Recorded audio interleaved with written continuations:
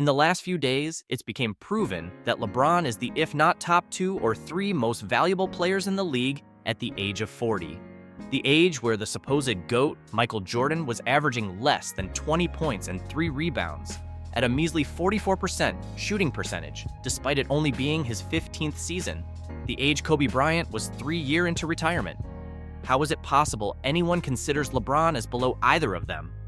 People act like the best judge of team value is just how many championships you win when the team's certain players get vary so much.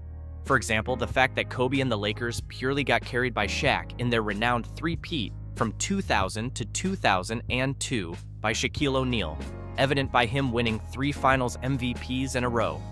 Maybe if Kobe managed to scrape 1 Finals MVP, you could say he made a decent contribution, but he didn't. All 3 went to Shaq, proving that team was run and carried purely by him. Michael Jordan was better by at least being the best player in his team, but still needed elite help to be able to win. Jordan never managed to win or even get any more close to the finals or a decent playoffs run without the help of Scottie Pippen and then various other elite and underrated role players who could be easily shined without the occurrence of Jordan hogging every possession possible. Evident by his time at the Wizards, and even those 10 years before his only time in his career being in champion congestion like the 1990s.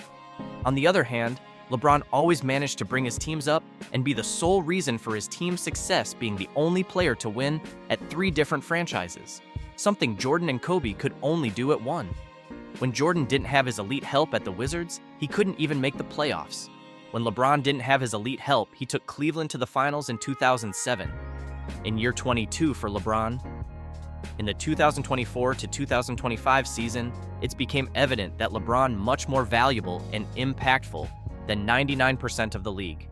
Recently, when the Lakers didn't have LeBron on the court carrying them, they lost 3 straight games to the Celtics, who LeBron beat without the help of Luka earlier in the season, Nets, who have one of the worst records in the NBA, and Bucks, who still had a worse record. Before this, they were the 2nd seed in the Western Conference and had one of the best records in the NBA. Despite a great performance by Luka Doncic of 45 points against Milwaukee Bucks, his impact on teams is far less. Then LeBron, due to the way LeBron's elite passing abilities and game intelligence, manages to get all of his teammates involved around him and better. This value was clear in later January, where Davis was injured, and early February, as after Anthony Davis and Luka Doncic wished Luka was still injured. The team was held by LeBron and followed by a bunch of role players who LeBron single-handedly made look good and would. The Lakers won 6 in a row with LeBron by himself, beating championship contending teams such as the Knicks and Celtics. Now, the main reason for this is because LeBron is evidently a team-first player.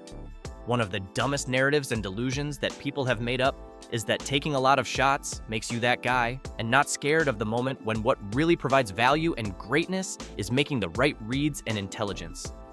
What makes LeBron easily greater than players like Jordan and Kobe is that he could do way than just take basically all your team's shots. Despite Kobe and Jordan's strengths supposed to be shooting and scoring, they still have way less points than LeBron. So someone who is a team coordinator in LeBron who cruised his way to the all-time leading scorer is not apparently greater than shooting hogs who still got their scoring numbers shattered. No. By watching the last few games for the Lakers, the difference in how they played was so obvious, comparing when they had him as opposed to not having him. When it was just LeBron without one of Luka Doncic or Anthony Davis, and LeBron would be the main ball manager. LeBron would make all his teammates better and get them involved by being a scoring threat and then having the IQ and awareness to kick it out. And since he'd take 3 defenders with him, the Lakers rookies would just get practice shots from the outside. On the other hand, Luka Doncic, when getting double-teamed, much like Kobe Bryant and Michael Jordan, would just chuck up contested shots where you could sometimes make some of, but is nowhere near as higher percentage of a shot in which LeBron James would generate for his teams. This is why, despite Doncic's high scoring performance against the Bucks, they still got blown out by 20.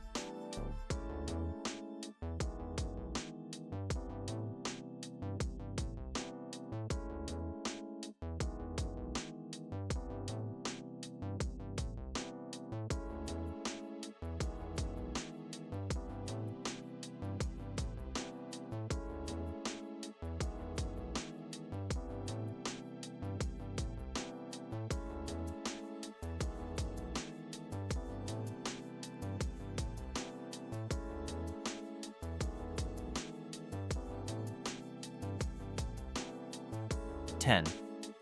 LeBron outranks the 10th spot for this stat in Dirk Nowitzki by almost twice as much, something that no one else in NBA history has done, be ahead of the 10th place by almost twice as much. This speaks absolute volumes as to how by far has provided way more value than anyone else in NBA history, and why there should not be any more comparisons towards who is greater. Next is win shares, a stat that quantifies a player's overall contribution to their team's success.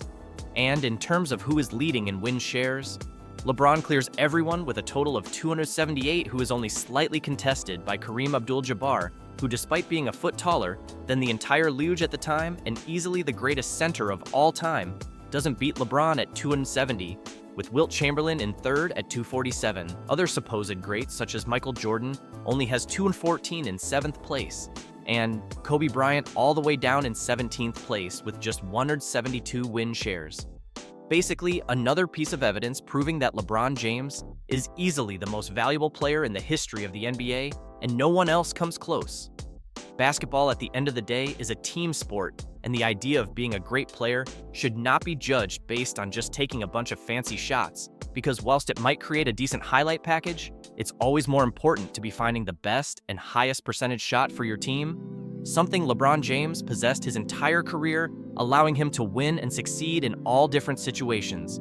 Unlike Kobe Bryant, who for more than half of his championships was carried by Shaquille O'Neal, and then Michael Jordan, who needed all the help in the world to win, and then once he didn't have that help, couldn't even make the playoffs.